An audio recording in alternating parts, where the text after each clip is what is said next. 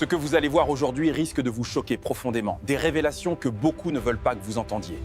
Sur le 237e continent... 34, alinéa 5 de la Constitution, dans le but de permettre aux forces de défense et de sécurité de poursuivre les opérations engagées en vue de rétablissement de l'autorité de l'État et de la stabilisation des zones concernées. La prorogation actuellement en vigueur arrivant à échéance le 15 juin 2026, il importe donc d'en assurer la continuité.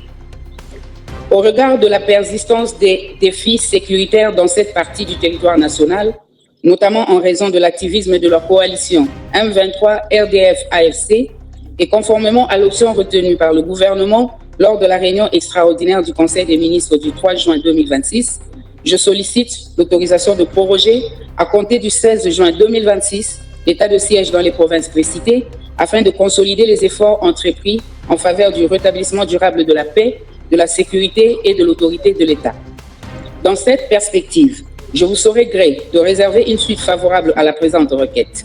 Madame la Première ministre, chef du gouvernement, qui me lit en copie, vous transmettra, conformément à la procédure requise, le projet de loi y relatif pour examen et adoption. Veuillez agréer, honorable président, l'expression de ma considération distinguée. Fait à Kinshasa le 4 juin 2026, Félix-Antoine Tshisekedi Tshilombo. Oui, merci, honorable rapporteur. Honorable sénateur et chers collègues, vous venez de suivre la lecture de la correspondance de son Excellence, Monsieur le Président de la République. Je signale que ce projet de loi a été déposé au Sénat par le gouvernement. Nous allons l'examiner sur base de l'article 132 de notre règlement intérieur. Et ça tombe à point nommé. Le gouvernement est représenté, comme la fois dernière d'ailleurs, par M. Guillaume Gueffa, ministre d'État, ministre de la Justice et garde des Sceaux, qui est déjà avec nous au sein de l'hémicycle. Donc, nous lui souhaitons la bienvenue, une fois de plus, et nous l'invitons, M. le ministre d'État, à venir au micro pour présenter l'économie du nouveau projet de loi portant autorisation de la prorogation de l'état de siège sur une partie du territoire de la République démocratique du Congo. S'il vous plaît, M. Président du Sénat, honorable membre du bureau du Sénat, honorable sénateur, j'ai l'honneur de soumettre à l'examen de votre auguste Chambre pour adoption le projet de loi autorisant la prorogation de l'état de siège dans les provinces du Nord Kivu et de l'Ituri pour une période de 15 jours prenant cours le 16 juin 2026, tel qu'adopté par le Conseil des ministres au cours de sa 5e session extraordinaire tenue le mercredi 3 juin 2026. À travers cette démarche constitutionnelle, le gouvernement de la République sollicite non seulement le renouvellement d'un dispositif exceptionnel rendu nécessaire par les circonstances, mais également la réaffirmation de notre engagement collectif en faveur de la défense de la souveraineté nationale, de la protection des populations civiles et de la restauration durable de la paix dans l'Est de notre pays.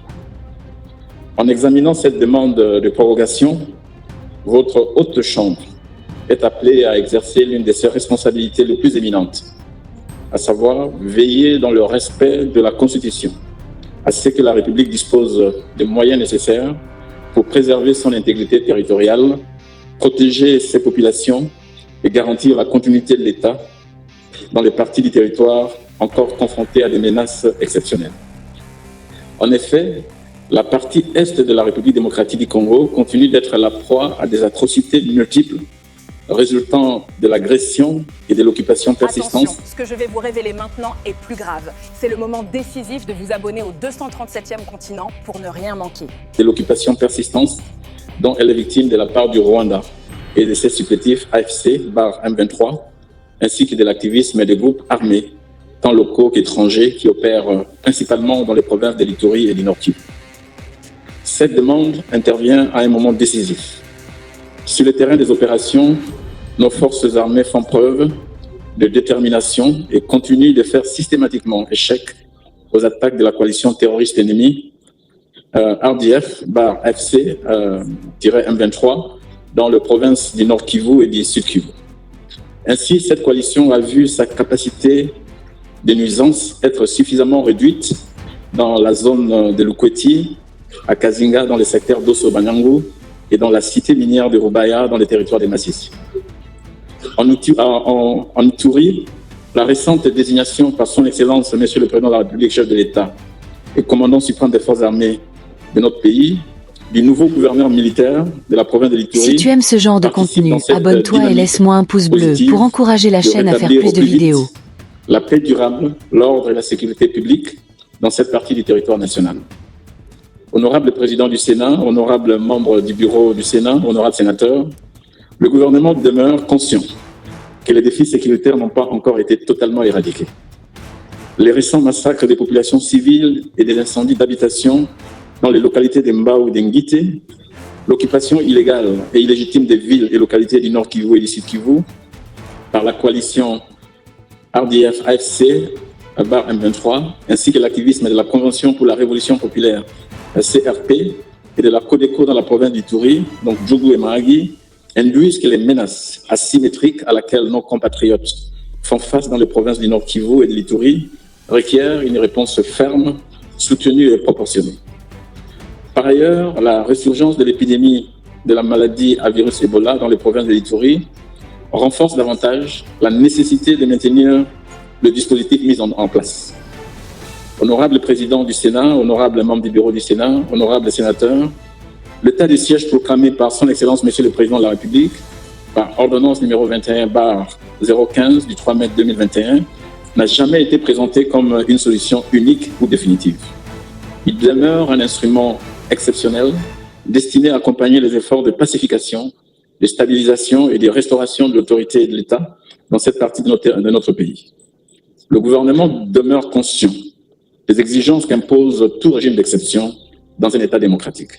C'est pourquoi il reste profondément attaché au caractère temporaire de l'état de siège et poursuit parallèlement aux opérations de sécurisation des actions nécessaires à la restauration progressive des conditions permettant le retour complet au fonctionnement normal des institutions dans les provinces concernées.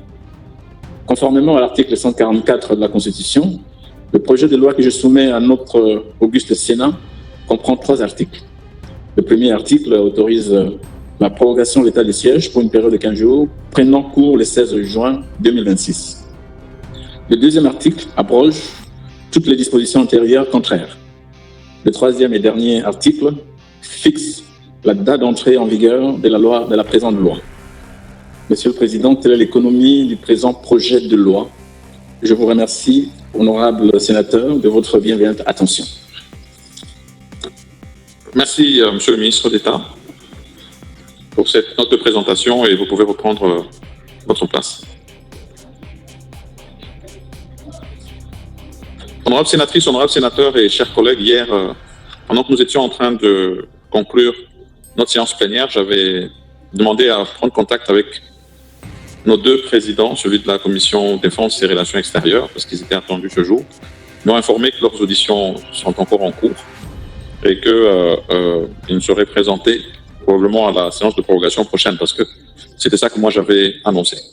Je peux d'ores et déjà, parce que si à ce stade, vous devez savoir qu'il y a des discussions entre la Chambre basse de Sénat et le gouvernement en vue d'une session extraordinaire qui sera probablement confirmée.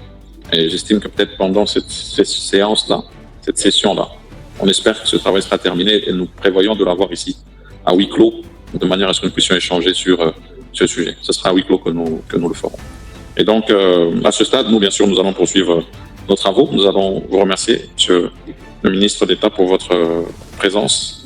Et on va vous souhaiter une bonne continuation de travail. Et à bientôt. Merci, monsieur.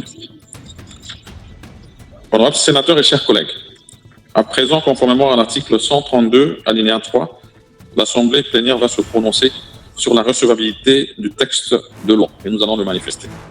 Qui sont pour la recevabilité de ce projet de loi? Qui sont contre? Qui s'abstiennent? Ce projet de loi est déclaré recevable.